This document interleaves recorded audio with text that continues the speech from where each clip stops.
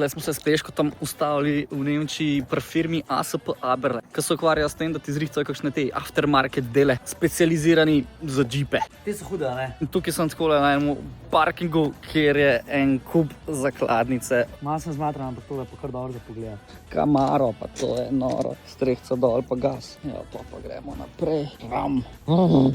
Sicer to ful ni moj stil, ampak občudujem. To bi bil bit čist moker. Vsak je nekako po svoje zanimivo. Zdaj vam pa še tele 3 pokažem. Tale je od šefa in je rekel, ne vem, 400 konjev, nič ni skoraj originalnega na njemu. Vse ima neki predelan aftermarket, kose noter.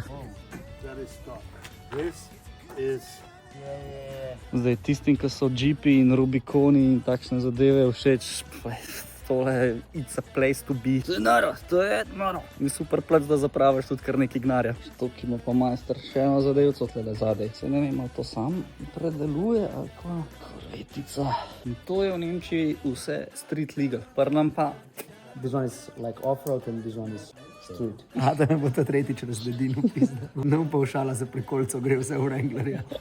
Karbon reparaturki. Because they will fail on you. Really, ja? You have to take spare parts with your outer axles, wheel bearing, one hub for the front in case one of the hubs breaks, axle oil, brake lines.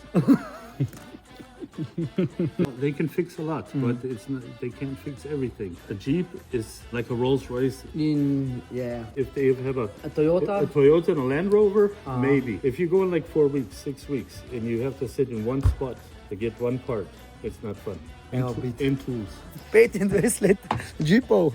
Ne, majstre te prav biti, njega moraš prijeti pa spoznati. Vse to se ta lizala, se v zaljubu.